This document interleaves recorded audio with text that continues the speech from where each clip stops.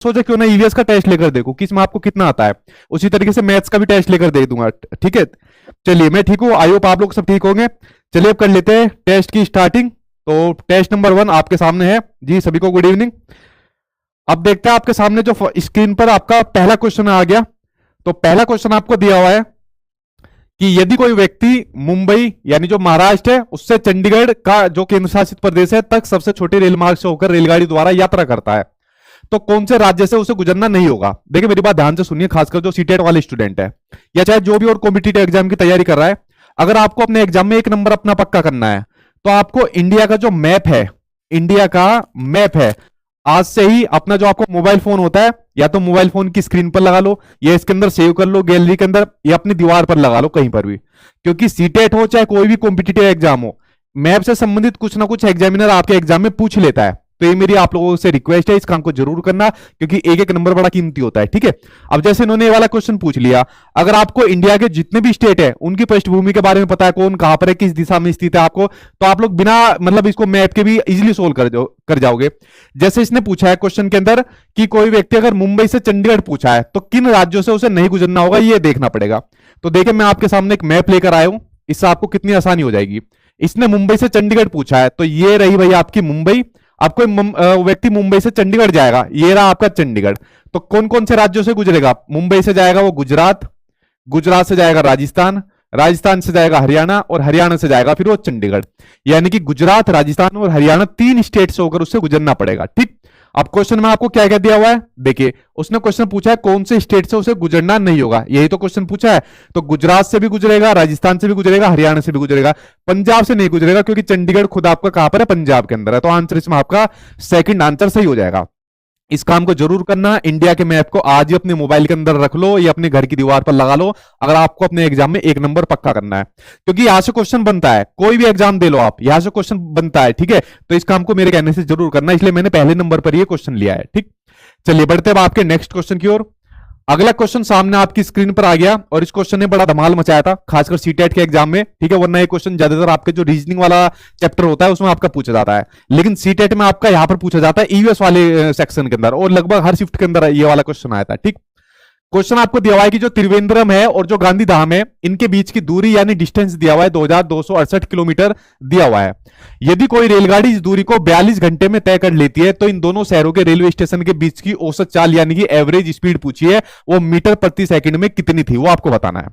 अब देखिए जब भी क्वेश्चन में आपसे एवरेज स्पीड पूछे यानी कि औसत चाल पूछे तो सिंपल सा इसका एक आपका फॉर्मूला है, उस फॉर्मूले को पुटअप करना है, आपका आंसर निकल कर आ जाएगा। जो आपकी एवरेज स्पीड होती है, जो आपकी एवरेज स्पीड होती है, इसका फॉर्मूला होता है आपका टोटल डिस्टेंस यानी जो टोटल दूरी है आपकी, ठीक है, कुल दूरी है बटे टोटल टाइम यानी कुल समय, टोटल दूरी बटे टोटल समय, ठीक है। अब देखिए इसने टोटल डिस्टेंस हमको दिया हुआ है कितना है 2268 किलोमीटर, ठीक है। और उसके अलावा लिख लेते हैं इसको 2268 किलोमीटर दिया हुआ है। उसके अलावा टोटल टाइम कितना दिया हुआ है, टोटल टाइम दिया हुआ है इसने 42 घंटे दिया हुआ है, तो 42 घंटे मैंने लिख लिया। अब क्वेश्चन को ध्यान से पढ़ना और ध्यान से मेरी बात समझना, जितने भी आप लोग वीडियो देख रहे हैं। यहां पर पूछा है मीटर प्रति सेकंड में आपसे पूछा है। जब भी क्वेश्चन आपसे अगर आपको किलोमीटर पर आवर दिया हुआ है, किलोमीटर पर आवर दिया हुआ है और मीटर प्रति सेकंड पूछे आपसे तो 5/18 से आप लोगों को मल्टीप्लाई कर देनी है, ठीक है। ये क्या बन गया, ये 5 आपका, ठीक है। 5/18 से आपको मल्टीप्लाई कर देनी है, इसको सही से बना देता हूं। और अगर आपको मीटर प्रति सेकंड दिया हुआ है और किलोमीटर पर आवर में आपसे पूछे तो 18/5 से आपको मल्टीप्लाई कर देनी है, यानी उल्टा कर देना है। अब देखिए यहां पर इसने किलोमीटर दिया हुआ है और आवर दिया हुआ है, घंटे दिया हुआ है। अब किलोमीटर पर आवर को मीटर प्रति सेकंड में कन्वर्ट करना है, तो किलोमीटर पर आवर को अगर मीटर प्रति सेकंड में कन्वर्ट करोगे तो 5/18 से गुना कर देना आप लोग, बस और कुछ नहीं करना।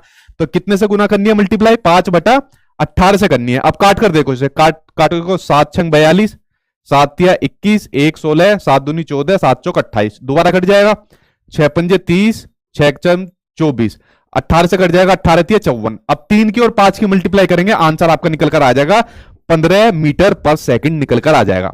अब देखिए क्वेश्चन में करने के लिए कुछ भी नहीं था, एवरेज स्पीड का फॉर्मूला लिखा, total distance upon total time, जो जो वैल्यू दे रखी थी उस वैल्यू को हमने लिख लिया। इसने हमसे कहा मीटर प्रति सेकंड में निकालना है आंसर, तो हमने 5/18 से मल्टीप्लाई कर दी। अगर यहाँ पर मीटर दिया होता और यहाँ पर घंटे की जगह सेकंड दिया होता और यहाँ पर किलोमीटर प्रति आवर पूछता तो 18/5 से कर दे, यानी उल्टा कर देते। और करने के लिए कुछ भी नहीं था इस क्वेश्चन के अंदर, सिंपल आपका आंसर निकल कर आ गया। इतना सिंपल क्वेश्चन है, ठीक है। चलिए बढ़ते अब आपके नेक्स्ट क्वेश्चन की ओर। और जो आपके ट्रेन से संबंधित जितने भी क्वेश्चन है ना, अभी मैं सिर्फ आपका टेस्ट ले रहा हूं, ठीक है। एक तरीके से मान लिया आपको अभी सिंपल वे में पढ़ा रहा हूं, लेकिन जब नोटिफिकेशन आ जाएगा एग्जाम का, जब मैं आपको चीजें डिटेल में पढ़ाऊंगा, और डिटेल में जब आप लोग पढ़ोगे और दूसरी तरफ क्वेश्चन आंसर की प्रैक्टिस करोगे, तो एग्जाम में कोई क्वेश्चन मुझे नहीं लगता ऐसा आएगा जो आप ना कर पाओगे। तो उसकी जिम्मेदारी सारी मेरे ऊपर है। नोटिफिकेशन आने के बाद आप लोग टेंशन मत लेना, ठीक है। और निकलेंगे इतनी आसान तरीके से, जितनी भी चीज रहेगी सब सिंपल वे में आपको मैं बताऊंगा। और आप जो बच्चे पहले से जुड़े हैं उनको पता भी है, ठीक। तो टेंशन मत लेना बिल्कुल भी, 1% भी। बार बार मैं इस बात को बोल रहा हूं। अगला क्वेश्चन आपसे पूछ ले, टूटता तारा होता है, टूटता तारा किसको कहा जाता है? तारे को, धूमकेतु को, उल्का को, या क्षुद्र ग्रह को कहा जाता है? बताइए किसको कहा जाता है? देखिए टूटता तारा कहा जाता है आपको उल्का को, मीटियोर को कहा जाता है टूटता तारा। कोई कोई टूटता तारा धरती पर भी आ जाता है, बड़ा हानि कर देता है, ठीक है, नुकसान पहुंचा देता है बहुत ज्यादा, जान माल दोनों का ही। देखिए इसमें एक टूटता तारे के साथ साथ में एक धूमकेतु भी आपको दिया हुआ है, जिसको पुछल्ला तारा भी कहते हैं। इसको बोलते हैं पुछल्ला तारा, ठीक है। ये पुछल्ला तारा होता है और ये होता है आपका टूटता तारा होता है। पुछल्ला तारा, ये तारे को आप लोग देखोगे ना, तो जो इसकी पूंछ इस तरीके से दिखती है, ये जली हुई सी नजर आएगी, इसलिए इसको पुछल्ला तारा कहा जाता है। ये ज्यादा घूमता है, उल्का की कंपैरिजन में ये ज्यादा घूमता है, और सूर्य के चारों ओर ये चक्कर लगाते रहते हैं, ठीक है। और मतलब सौर मंडल में तो पता नहीं अनलिमिटेड देखने को आपको मिलेंगे, ठीक। तो टूटता तारा उल्का के अंदर आपको कहा जाता है। पहली बार ये क्वेश्चन आपका एनसीईआरटी में अगर आप लोग जाओगे पेपर सेकंड के लिए, वहां पर मिलता है। लेकिन इस बार कुछ क्वेश्चन ऐसे थे जो आपके पेपर 1 में भी डाल दिए थे, और बड़ी कंफ्यूजन हुई थी बच्चों को, लेकिन क्या करें, एनसीईआरटी का पार्ट है। तो जो भी नए नए टॉपिक आए थे, नए नए चैप्टर आए थे, वो ऑलरेडी मैंने अपने पास रख लिए, ठीक है। एग्जामिनर अगर 2 कदम आगे बढ़ेगा तो हम लोग 4 कदम अपनी तैयारी को आगे बढ़ाएंगे। उसकी जिम्मेदारी मेरे ऊपर है, मैं आपको करा दूंगा, बेफिक्र रहना आप लोग। आपको करने की जरूरत कुछ नहीं पड़ेगी, जो जो कराता जाऊंगा उसको करते जाना, ठीक है। देखिए अगला क्वेश्चन आपको दिया हुआ है खेजड़ी पेड़ के बारे में, ठीक है। राजस्थान वाले बता देंगे इजीली इसका आंसर। तो खेजड़ी पेड़ के बारे में नीचे दिए गए कुछ स्टेटमेंट दिए हुए हैं, तो आपको बताना है इनमें से कौन सही है, वो आपको बताना है। जो पेड़ होता है मुख्यतः जो रेगिस्तानी क्षेत्र होते हैं, जो मरुस्थली क्षेत्र होते हैं, अगर थार मरुस्थल होगा तो, या रेगिस्तान के अंदर, राजस्थान के अंदर जो रेगिस्तान है, वहां पर आपको ज्यादा देखने को मिलता है जो खेजड़ी पेड़ होता है। इसके उगने के लिए अधिक जल की आवश्यकता नहीं होती, बिल्कुल ये भी सही बात है। इसको मतलब ये रेगिस्तानी जगह पे ऐसा उग जाता है और घना बना मतलब हरा भरा रहता है, और खूब हरा भरा रहता है। ये मान लो जब पूरी गर्मी पड़ती है ना, जेठ का महीना भी रहता है, उस टाइम पर भी इसकी पत्ते इतनी हरी भरी रहती है, जो जानवर हो गए या जो भी लोग बाग हो गए, नीचे इसके पेड़ की छाया में आराम भी करते हैं। तो इतनी गर्मियों में भी मतलब ये इतना हरा भरा रह जाता है, ठीक। तो इसको पानी की ज्यादा जल की जरूरत नहीं पड़ती, ये भी ठीक है। यह पेड़ अपने तने से जल संचित करता है, नहीं संचित नहीं करता, जिसका उपयोग आवश्यकता पड़ने पर किया जाता है। इस पेड़ की छाल का उपयोग दवाइयां बनाने में होता है, बिल्कुल सही बात है। इस पेड़ की छाल का उपयोग किस में होता है? दवाइयां बनाने में होता है, तथा इसकी लकड़ी पर कीटों का प्रभाव भी नहीं पड़ता है। ये भी बिल्कुल सही स्टेटमेंट है खेजड़ी पेड़ के बारे में। और जो इसकी जड़ें होती है ना, जो किसान होता है जो अपना वो क्या बोलते हैं उसको, हल जो होता है, वो बना लेता है इनकी जड़ों से, ठीक है। तो ये खेजड़ी पेड़ के बारे की कुछ विशेषताएं है। तो तीसरा भी बिल्कुल सही है कि इसकी छाल से दवाइयां बनती है। इस पेड़ में बहुत कम पत्तियां होती है, गलत, बहुत कम पत्तियां नहीं होती, अच्छी खासी पत्तियां इसकी जो होती है इस पेड़ के अंदर, तभी तो इसकी छाया में बैठते हैं खूब जेठ की गर्मी के अंदर भी, ठीक है। तो यानी स्टेटमेंट आपके ए, बी और डी ठीक है। ए, बी और डी आंसर आपका पहला सही हो जाएगा इसके अंदर, ठीक।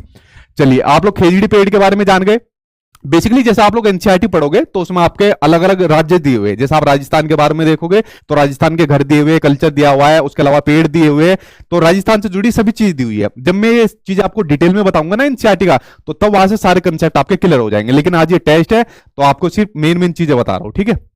चलिए देखते हैं अब आपके सामने नेक्स्ट क्वेश्चन। अगला क्वेश्चन आपको दिया हुआ है, पर्यावरण अध्ययन के शिक्षण में कला एवं कौशल, जो आर्ट और क्राफ्ट होता है, उसका समावेशन यानी इंक्लूजन करना चाहिए, क्योंकि वह प्रोत्साहित यानी मोटिवेट करता है, इंकरेज करता है। किसको करता है? अभी जैसे ईवीएस में आपको पढ़ा रहा हूं, जैसे मान लो खेजड़ी पेड़ में आपको पढ़ा रहा हूं, ठीक है। और मान लो छोटे छोटे बच्चे हो आप लोग क्लासरूम के अंदर, अब मैंने खेजड़ी पेड़ बनाकर आपको दिखा दिया कि इस तरीके से ये बेटा ये खेजड़ी पेड़ है, इसकी ड्राइंग बनाकर दिखा दी आपको। मेरी तो बहुत बेकार ड्राइंग बनी है, या फिर कुछ फोटो बनाकर दिखा दी। तो इस तरीके से मैं क्लास के अंदर इसका इंक्लूजन यानी समावेश कर रहा हूं, क्राफ्ट का कर रहा हूं, आर्ट का कर रहा हूं, इन चीजों का समावेश कर रहा हूं। तो पूछ रहा है ये किसको प्रोत्साहित करेगा, ये किसको इंकरेज करेगा, किसको प्रमोट करेगा, वो आपको बताना है। क्रिएटिविटी को बिल्कुल करेगा। यहां पर देखिए क्रिएटिविटी देखने को मिल रही है, या तो मैं नई टीएलएम का यूज करूंगा, फोटो का यूज करूंगा, आपसे पूछूंगा आपने इसको कहीं देखा है नहीं देखा, तो क्रिएटिविटी तो देखने को मिलेगी। सहपाठी सीखने को भी करेगा, ठीक है, सहपाठी सीखने को भी करेगा, पीयर लर्निंग, आपस में आप लोग सीखोगे कि भाई ये पेड़ तो तेरे वहां पे भी था, उस साइड में था, ठीक है, दूसरा बच्चा बताएगा हाँ यार इस पेड़ में ऐसे वैसे होता है, ये इस पेड़ का यूज हम ऐसे करते हैं, तो इसमें भी काम आएगा। कक्षा में अनुशासन नहीं आएगा, मैंने आपको बताया जो डिसिप्लिन वर्ड है आपका नेगेटिव है, कभी भी क्लास में अनुशासन बनाना या स्कूल बच्चों को मतलब अनुशासन बनाने के लिए प्रेरित करना, ये सब आपके नेगेटिव वर्ड होते हैं, ठीक है। समावेशन को करेगा, बिल्कुल सही बात है, तो आंसर आपका ए बी डी सही हो जाएगा, यानी आपका फोर्थ आंसर आपका सही हो जाएगा, ठीक है। चलिए बढ़ते हैं आपके नेक्स्ट क्वेश्चन की ओर। अगला क्वेश्चन सामने आपकी स्क्रीन पर दिया हुआ है कि क्लास फोर्थ के विद्यार्थियों को थीम ये आश्रय नहीं है, ये हो जाएगा आपका आवास, ठीक है। आवास के लिए कौन सी युक्ति पूछताछ को प्रोत्साहित करती है?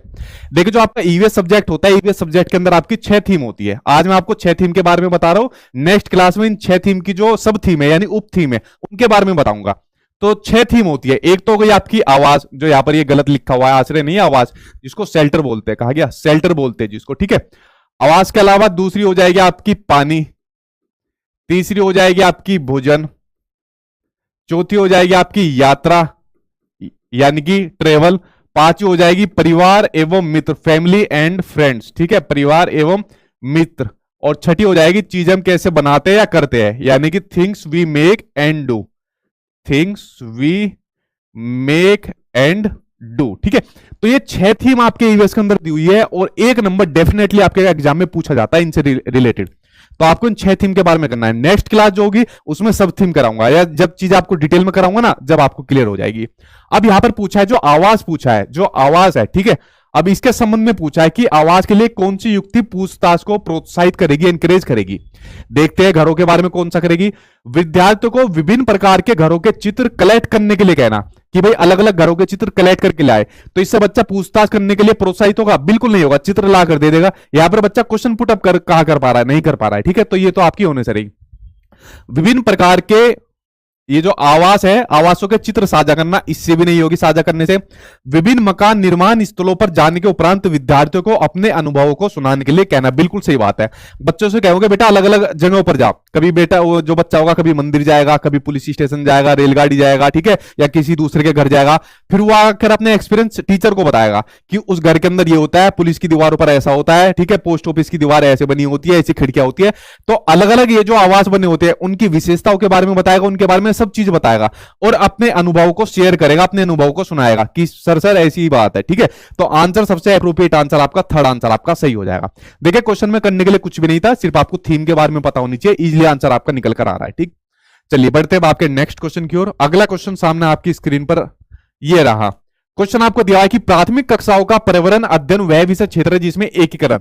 अगर आप लोगों ने एनसीईआरटी पढ़ी होगी तो इसमें इंटीग्रेट वर्ड लिखा हुआ है, यानी आपने देखा है जैसे प्राइमरी क्लास जो होती है, 1st to 5th class primary होती है, उसमें सोशल स्टडीज बच्चों को नहीं पढ़ाई जाती, उसमें ना ही बच्चों को साइंस पढ़ाई जाती है, सिर्फ बच्चों को ईवीएस पढ़ाई जाती है, ठीक है, ईवीएस पढ़ाई जाती है। अब इसका क्या अर्थ होता है कि पहली से 5वीं वालों को साइंस और सोशल साइंस नहीं पढ़ाई जाती, क्योंकि बच्चा सभी चीजों को एक साथ देखता है। अगर मान लो आप बच्चों को किसी बीमारी के बारे में बता रहे हो तो ये नहीं कह सकते आपका साइंस का सेक्शन है, क्योंकि बच्चा चीजों को, जो छोटा बच्चा होता है सभी चीजों को समग्र रूप से देखता है, एक साथ देखता है। इसलिए ईवीएस के अंदर जितने भी आपके सेक्शन है, साइंस हो गया, सोशल साइंस हो गया, ईवीएस का सेक्शन हो गया, उनको एक साथ समावेश करा हुआ है, एक साथ समावेश करके जब इनको ईवीएस पढ़ाई जाती है, ठीक है, एकीकरण जिसको बोला जाता है। अब देखते हैं विज्ञान एवं पर्यावरणीय शिक्षा के संप्रत्य एवं मुद्दों के लिए, ठीक है, आपका अभी तक है। सामाजिक विज्ञान के संप्रत्य एवं मुद्दों के लिए, ये भी ठीक है, दोनों ही ठीक है अभी तक। तो विज्ञान और सामाजिक विज्ञान के संप्रत्य एवं मुद्दों को, तो तीसरा अभी तक इनके मुकाबले सबसे अप्रोप्रिएट है।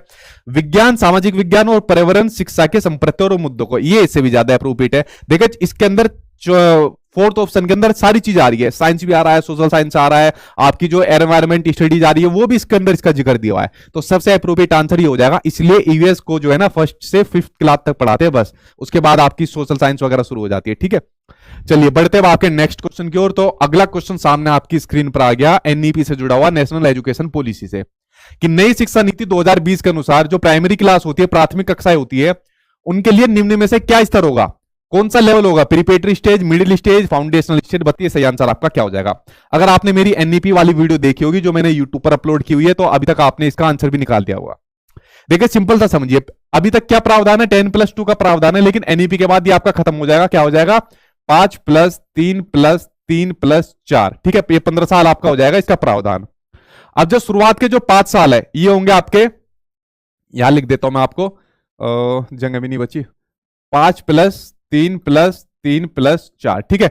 जो आपकी फाउंडेशनल स्टेज होगी ये होगी आपकी 5 साल तक। इस 5 साल में भी आपके फाउंडेशनल स्टेज के, इसमें आपके 2 पार्ट होंगे, ठीक है। जो 5 साल होगी बच्चे की, इसमें आपके 2 पार्ट होंगे। जो पहला 3 साल होगा, पहले 3 साल में जिसमें बच्चा आंगनवाड़ी कह लीजिए आप लोग या प्री स्कूल कह लीजिए, वहां पर जाकर अपनी स्टडी करेगा। उसके बाद जो अगले 2 साल होंगे, इन 2 साल में बच्चा फर्स्ट और सेकंड क्लास में रहेगा। तो फाउंडेशनल स्टेज होगी आपकी 5 साल की, जिसमें आपके 3 साल आंगनवाड़ी के लिए रहेंगे या प्री स्कूल बोल सकते हो, और अगले 2 साल पहली और दूसरी क्लास के लिए रहेंगे। उसके बाद जो आपकी प्रीपेटरी स्टेज हो जाएगी, ये होगी आपकी 3 साल की। अब इन 3 साल में बच्चा क्या रहेगा, इन 3 साल में बच्चा तीसरी, चौथी और 5वीं क्लास में रहेगा, ठीक है।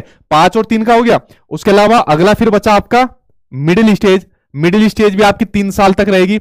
इन 3 साल में आपका क्या रह जाएगा, इन 3 साल में आपका हो जाएगा छठी, 7वीं और 8वीं क्लास हो जाएगी।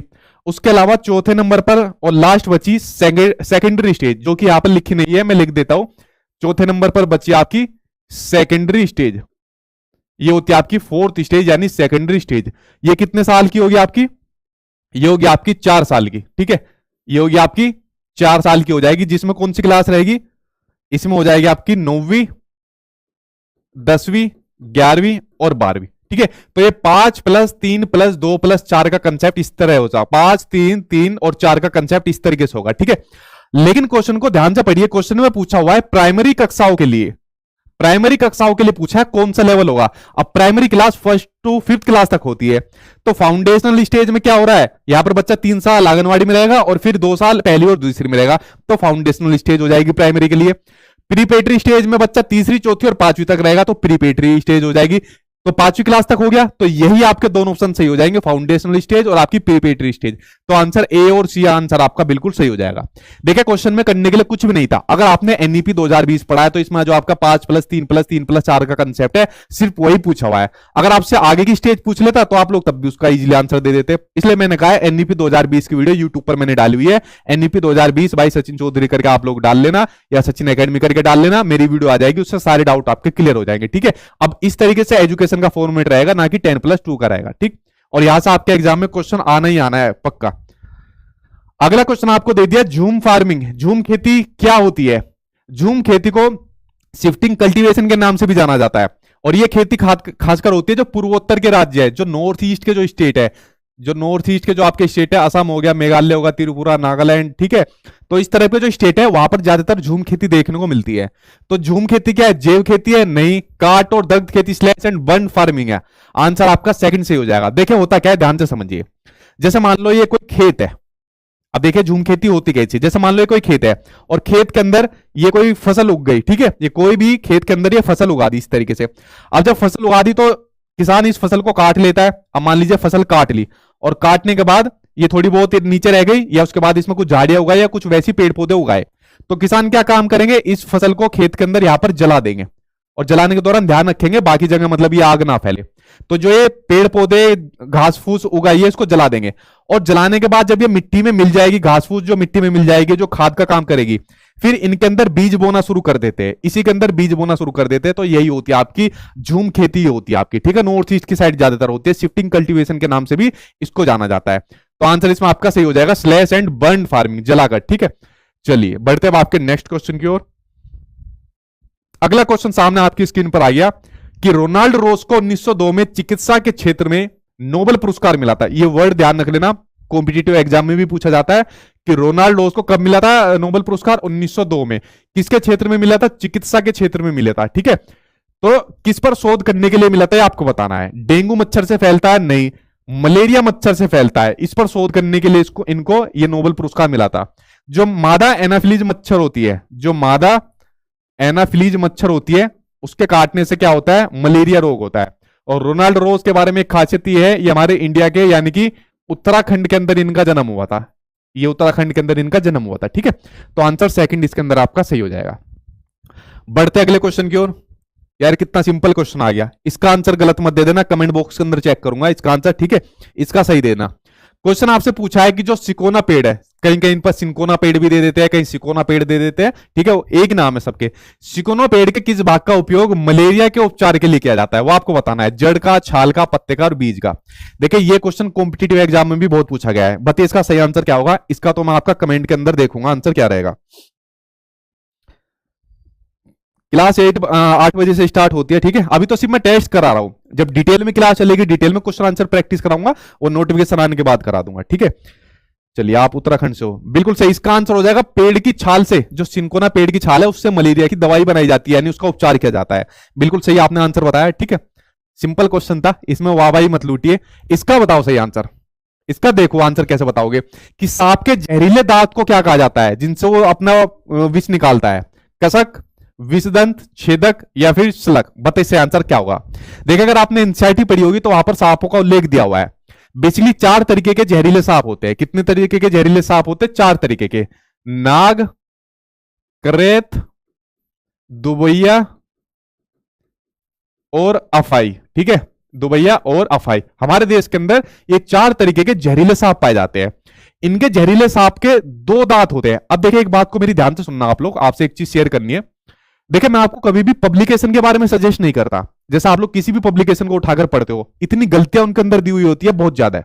जैसे मैं खुद भी अपने नोट्स बनाता हूं, इतनी मेहनत से बनाता हूं और कहीं गुंजाइश नहीं करता कि कोई गलती हो जाए, ठीक है। कोई मानवीय भूल, कोई एक आधे कुछ रह जाती है, उसको तभी सही कर दिया जाता है। लेकिन किताब के अंदर पश्मीना सोल का क्वेश्चन, दांत वाला क्वेश्चन और जो जानवर की खाल वाला क्वेश्चन था, और पता नहीं कितने क्वेश्चन शुरू से गलत चलते जा रहे हैं। अब बच्चा किताब के अंदर, किताब पर यकीन मानता है, किताब पर भरोसा करके पढ़ के जाता है एग्जाम के अंदर, और वहां पर वो चीज उसको क्या मिलती है? गलत मिलती है। बच्चा तो सही करके आता है लेकिन वो एक्चुअल में गलत होती है। तो इसलिए बच्चों का फेल होने की जिम्मेदार कहीं ना कहीं ये किताब है, पब्लिकेशन वाले जो गलत चीजों को छापते हैं। चलो आपसे गलत चीज हो गई, प्रिंटिंग में मान लो गलत हो गई, तो नेक्स्ट वर्जन में तो उसको सही करा लो, वो भी सही नहीं कराते। तो 4 दांत चलता रहा था, शुरू से 4 ही चलने दिया। जब मैं चीजें सही बता रहा था, मैं हमेशा कहता हूं पब्लिकेशन की जगह एनसीईआरटी की पढ़ लो। एनसीईआरटी की किताब में कभी मना नहीं करता, सबसे ऑथेंटिक किताब है आपकी एनसीईआरटी किताब है। इसके अंदर 2 दांत दिए हुए हैं। लेकिन जब मैं शुरू में बताता ना, पहले बच्चों को जब शुरुआत में मैं पढ़ाता था, सर आपको कुछ नहीं पता, आप गलत बताते हो, गलत चीजें बताते हो, किताब में ये चीज लिखी हुई है। तो मेरे कहने से ऑथेंटिक किताबों पर यकीन ज्यादा करिए, ना कि पब्लिकेशन वाली किताबों पर करिए, ठीक है। तो ये मेरा आप लोगों के लिए एक रिकमेंडेशन है। और जैसे भी मैं नोट्स वगैरह भी बनाता हूं तो ज्यादातर ऑथेंटिक किताबों का यूज करता हूं, ठीक है। तो सांप के जहरीले सांप को कहा जाता है विषदंत कहा जाता है, जिनसे वो विष निकालता है अपने दांतों से, ठीक है। और जो सांपों को जो पालते हैं उनकी प्रजाति को क्या कहा जाता है? कमेंट बॉक्स के अंदर बताओ इसका आंसर क्या हो जाएगा। चलिए अगला क्वेश्चन देखते हैं। नेक्स्ट क्वेश्चन आपको दिया हुआ है वर्मी कंपोस्टिंग, यानी कछुआ खाद इसको कहा जाता है। वर्मी कंपोस्टिंग एक विधि है जिसमें खाद बनाने में डैश उपयोग होता है। यार आंसर तो मैंने दे दिया इसका ठीक है, ये तो आपके लिए सहूलियत हो गई। एक क्वेश्चन मेरी तरफ से लिख लेना, कछुआ खाद इसको कहते हैं। तो आंसर इसमें सही हो जाएगा, सॉरी कछुआ खाद कह रहा हूं, केचुआ खाद, ठीक है। कछुआ नहीं, केचुआ खाद हो जाएगा। देखिए जो कचरा होता है ना, तो कचरे को कछुआ खाता है, और जो मेरे मुंह से कछुआ ही निकल रहा है, कचरे को केचुआ खाता है, और जो केचुआ उसको कचरे को खाता है, जो भी अपशिष्ट पदार्थ होते हैं उनको खाता है, और जब उसका जो मल निकलता है ना, उससे जो आपकी वर्मी कंपोस्टिंग यानी कि आपकी केचुआ खाद बनती है, ठीक। जो आपकी वर्मी कंपोस्टिंग यानी केचुआ खाद होती है, इसमें आपकी बदबू भी नहीं आती है, ठीक है।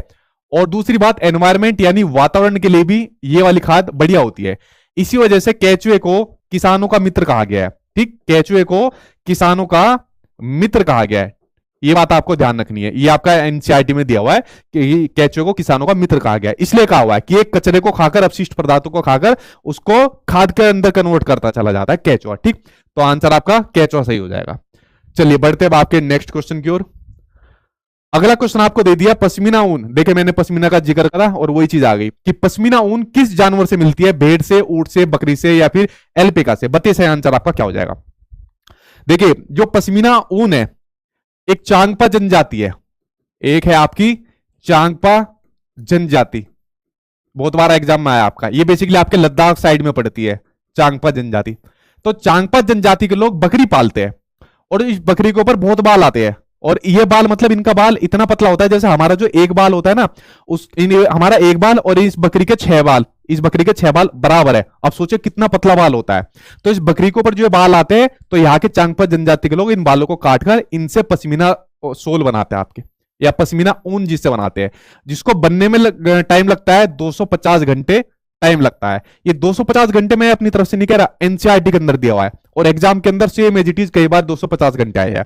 और इसके साथ लगभग 6 स्वेटरों के बराबर ये जितना गर्म होता है।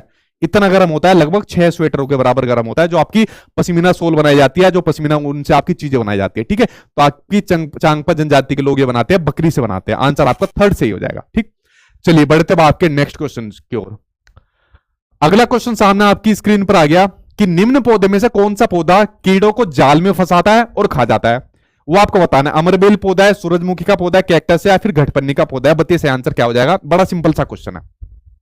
देखिए ये होता है पौधा, इसको मैं बना देता हूं, और मेरी ड्राइंग के ऊपर ज्यादा कमेंट मत करना भाई, ठीक है। इस तरीके से मैंने बना दिया, ये तो ज्यादा बेकार बन गई। ठीक, ये देखिए इस तरीके का कुछ मैंने बना दिया पौधा। ठीक, अब क्या होता है, यहां से सुगंध निकलती है, इस पौधे के यहां से सुगंध निकलती है। इस सुगंध को सुनकर जो यहाँ कीड़े मकोड़े होते हैं वो अट्रैक्ट हो जाते हैं, वो कहते हैं अच्छा ये कहां से महक आ रही है, चलो खाने चलते हैं।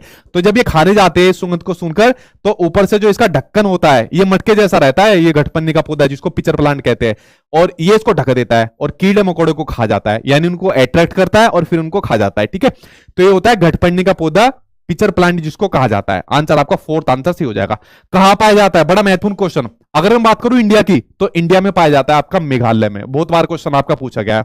लेकिन अगर मैं बात करूं ऑल ओवर मतलब वर्ल्ड की, कहां पाया जाता है, तो आपका ऑस्ट्रेलिया के अंदर पाया जाता है और आपका इंडोनेशिया के अंदर पाया जाता है। ऑस्ट्रेलिया और आपका इंडोनेशिया के अंदर घटपन्नी का पौधा पाया जाता है। ये सभी वो पॉइंट है जो मैं आपको बता रहा हूं, जो आपके एनसीईआरटी में दी हुई है, बाहर की चीजें कुछ भी नहीं बता रहा हूं मैं। ठीक है, तो ये आपका घटपन्नी पौधा हो गया। चलिए बढ़ते हैं आपके नेक्स्ट पॉइंट की ओर। और ईवीएस के लिए तो एनसीईआरटी पढ़ने के लिए देखो दो ही चीज करनी है आप लोग, या तो आप एनसीईआरटी किताब पढ़ लीजिए, या जो मैंने अपने नोट्स बना रखे हैं उनको देख लेना। ये उनके अंदर आपको एनसीईआरटी का सारा कंटेंट मिलेगा। और अगर आपके पास टाइम है, डिटेल में पढ़ना चाहते हो, तो एनसीईआरटी बुक, प्लीज कोई भी पब्लिकेशन मत पढ़ना। ठीक है, ये काम आपको करना है। देखना कोई क्वेश्चन आपके एग्जाम से बाहर नहीं जाएगा अगर मैं इक्का दुक्का क्वेश्चन छोड़ दूं तो।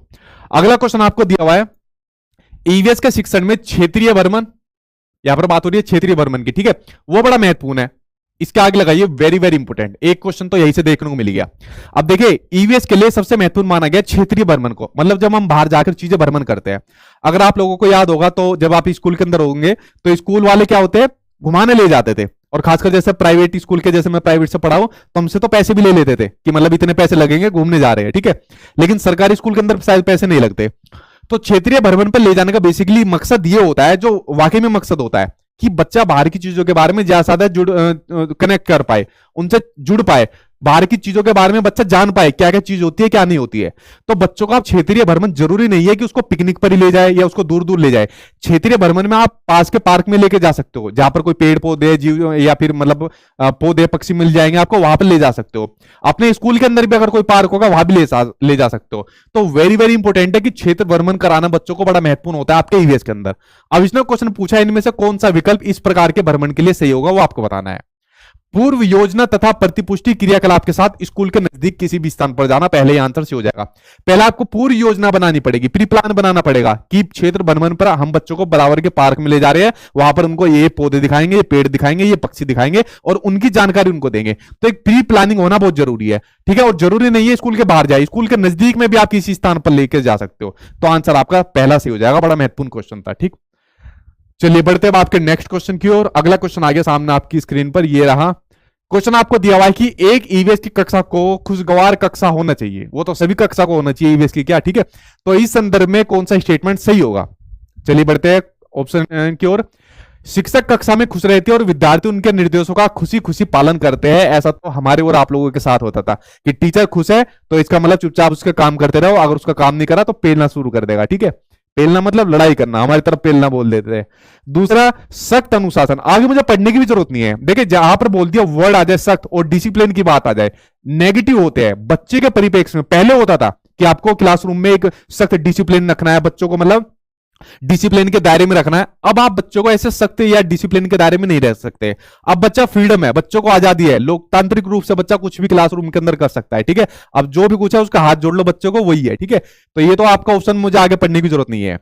अवलोकन, अन्वेषण, प्रश्न पूछना एवं क्रियाकलाप करना सबसे बेहतरीन तरीका हो जाएगा अगर किसी भी क्लासरूम को खुशगवार होना है। ठीक है, यहाँ पर आपका एक अच्छा क्लासरूम जिसको माना जा सकता है, आदर्श क्लासरूम माना जा सकता है, जहां बच्चे क्वेश्चन पूछे टीचर से, जहां बच्चे चीजों को अवलोकन करे, ऑब्जर्व करे, जहां पर बच्चे चीजों को खोज करे, अन्वेषण करे, ठीक है, और क्रियाकलाप करे, ये सबसे महत्वपूर्ण माना जाता है। आंसर आपका थर्ड सही हो जाएगा। ठीक है, आप लोगों ने और हमने जैसा टाइम बिता लिया, लेकिन अब जो जितने भी बच्चे रहेंगे ना, उनके लिए ये सब चीजें बननी है जो आप लोग पढ़ रहे हो, ठीक है। तो ये पढ़ा हुआ आपके काम आएगा, ये नहीं टीचर बनने के बाद इसका इंप्लीमेंट ना करो, या तो आप सस्पेंड हो जाओगे या आपका वेतन रुक जाएगा, वरना न्यूज़पेपर के अंदर आपकी फोटो छप जाएगी। तो मेक श्योर ये गलती आप लोग ना करो, जो यहां पर पढ़ रहे हो इसका इंप्लीमेंट करना जब आप लोग टीचर बन जाओगे, ठीक। अगला क्वेश्चन सामने आपकी स्क्रीन पर आ गया कि पर्यावरण अध्ययन की जो पाठ्य पुस्तक होती है, ईवीएस की जो आपकी टेक्स्ट बुक होती है, ठीक, वो विद्यार्थियों को सहायता करती है। अब ईवीएस की टेक्स्ट बुक आपने पढ़ी होगी, जो क्वेश्चन आप लोग देख रहे हो ये भी आपके ईवीएस से लिए हुए, जैसे गठपन्नी का पौधा हो गया, रोनाल्डो रोज के बारे में जिक्र हो गया, पौधे के बारे में जिक्र हो गया, ठीक है, खेजड़ी पेड़ वगैरह हो गया, ये सब आपके ईवीएस के सब्जेक्ट उसमें ईवीएस के सब्जेक्ट में दिए हुए हैं। तो इसमें पूछा है विद्यार्थियों को मदद कौन करती है, ईवीएस की जो पाठ्य पुस्तक होती है। पर्यावरण अध्ययन विषय के मुद्दों और सारोकार को याद करने में, देखिए कुछ वर्ड आ गया याद करना, जब भी बात रटने की, याद करने की, मेमोराइज करने की बात आ जाएगी तो समझ जाना आपका नेगेटिव ऑप्शन है, देखते गलत कर देना। अगला पढ़ते हैं पर्यावरण अध्ययन विषय के मुद्दों और सरीकारों की व्याख्या करने की, तो व्याख्या भी आपका 99% तक नेगेटिव होता है, इसको भी देखते गलत कर देना। सभी संसाधनों के द्वारा ज्ञान की रचना करने की, बिल्कुल सही, तीसरा आंसर से हो जाएगा। जितने भी रिसोर्सेज आपकी क्लासरूम के अंदर है या क्लासरूम के बाहर है, उनका यूज करके ज्यादा सारे बच्चों को आप ज्ञान दीजिए, तभी उन टेक्स्ट बुक का या पाठ्य पुस्तकों का कुछ फायदा आप लोगों के लिए होने वाला है। तो तीसरा अभी तक बिल्कुल सही है। पर्यावरण अध्ययन विषय के मुद्दों और सरोकारों के प्रति प्रतिक्रिया देने से कुछ फायदा नहीं, आंसर आपका थर्ड सही हो जाएगा, ठीक है। बढ़ते अब आपके नेक्स्ट क्वेश्चन की ओर। अगला क्वेश्चन सामने आपकी स्क्रीन पर आ गया कि मगरमच्छ मुख्य रूप से शिकारियों द्वारा मारे जाते हैं, किसके लिए, सींगों के लिए, त्वचा के लिए, दांतों के लिए, या फिर खुशबू के लिए। बताइए से आंसर क्या होगा, मगरमच्छ किसके लिए मारे जाते हैं। देखो सींगों के लिए बेसिकली सबसे ज्यादा मारा जाता है एक सींग वाला गैंडा। कौन मारा जाता है, एक सींग वाला गैंडा। ये कहां पर पाया जाता है, बहुत बार एग्जाम में आया है, ना सिर्फ सीटेट में बल्कि सभी कॉम्पिटिटिव एग्जाम में। यह पाया जाता है आपका काजीरंगा में, यह पाया जाता है आपका काजीरंगा नेशनल पार्क में। और काजीरंगा नेशनल पार्क कहां पड़ता है आपका, असम के अंदर काजीरंगा नेशनल पार्क पड़ता है, ठीक है। उसके अलावा त्वचा के लिए कौन मारा जाता है, स्किन के लिए मगरमच्छ मारा जाता है, आंसर इसमें आपका सेकंड से हो जाएगा। दांतों के लिए कौन मारा जाता है बेचारा, दांतों के लिए मारा जाता है जो हाथी होता है, वो दांतों के लिए मारा जाता है। जो हाथी के दो दांत निकले होते हैं ना आगे के लिए, उनके लिए बेचारों को मार दिया जाता है, और उसका अलग अलग जगह यूज करते हैं। जैसे जो आदमियों के भी दांत टूट जाते हैं ना, उसमें भी यूज किया जाता है, जो हमारे जैसे मनुष्य के होते हैं, ठीक है। तो हाथी को बेचारों को मार दिया जाता है। खुशबू के लिए किसको मारा जाता है, खुशबू के लिए मारा जाता है, ज्यादातर जो सुनने में मिलता है कस्तूरी मर्ग यानी कस्तूरी हिरन होता है, उसको खुशबू के लिए मारा जाता है। जो फीमेल कस्तूरी मर्ग होता है, जो उसका पीछे का हिस्सा होता है, उसमें ग्रंथि होती है, तो मारकर उस ग्रंथि को निकाल लेते हैं, ठीक है। तो खुशबू के लिए कस्तूरी मर्ग यानी कस्तूरी हिरन को मारा जाता है। तो देखिए इन बेचारे जानवरों को मतलब इंसान ही मारता है, तो सबसे बड़ा जानवर तो मुझे वही लगता है। तो मैंने बता दिया कि किस किस चीज के लिए किस जानवर को मारा जाता है, ठीक। चलिए बढ़ते अब आपके अगले क्वेश्चन की ओर। अगले क्वेश्चन का आंसर आप लोग दीजिए कि पक्षी विभिन्न प्रकार के घोंसले बनाते हैं, बिल्कुल सही बात है। और घोंसले बनाने के लिए विभिन्न स्थानों का चुनाव करते हैं, ये भी सही बात है। तो निम्न में से कौन पक्षी पेड़ के तनों में अपने घोंसले बनाते हैं, वो आपको बताना है। कौवा बनाता है, बसंतगोरी बनाता है, शकरखोरा बनाता है, या फिर दर्जन चिड़िया बताती है। इसका सही आंसर दीजिए आप लोग, इसका आंसर मैं देखूंगा कमेंट बॉक्स में। इसके बाद आप लोग मुझे अपना स्कोर बताना कि आपका कितना स्कोर हुआ है, और जो भी क्वेश्चन आपके मन में हो या डाउट हो उसको पूछना, मैं आंसर दे दूंगा उसका, ठीक है। चलिए फंस गए क्वेश्चन के अंदर, ठीक। देखिए कौवा जो होता है वो पेड़ की सबसे ऊंची जो टहनियां होती है उस पर अपना घोंसला बनाता है, लेकिन जो पेड़ के तनों में घोंसला बनाता है, पेड़ के तनों में घोंसला बनाता है आपका बसंतकोरी बनाता है, ठीक है। पेड़ के तनों में बसंतकोरी। शक्करखोरा कहां पर बनाती है, देखो पेड़ से आपने वो लटकी हुई सी देखी है, इस तरीके से घोंसले लटके हुए देखे पेड़ में, ठीक है, ऐसे इस तरीके से लटके देखे, वो शक्करखोरा बनाता है। और जो दर्जन चिड़िया होती है, ये जो पत्तियां होती है ना, जो पेड़ पौधे की जो पत्तियां होती है, ये अपनी चोंच से उन पत्तियों को सी लेती है चारों तरफ से, और उससे अपना घोंसला बनाती है, जो आपकी दर्जन चिड़िया होती है, ठीक। तो आंसर इसमें आपका सेकंड सही हो जाएगा। तो फ्रेंड्स देखिए 20 क्वेश्चन थे, और 20 का मैंने आज आपके लिए टेस्ट ले दिया। ईमानदारी से मुझे अपना स्कोर बताइए कि आपका ईमानदारी से अब कितना स्कोर आया है, और जो भी क्वेश्चन आपके मन में हो उस क्वेश्चन को आप लोग पूछिए। और वीडियो पसंद आई हो तो इसको लाइक कर देना, शेयर कर देना, और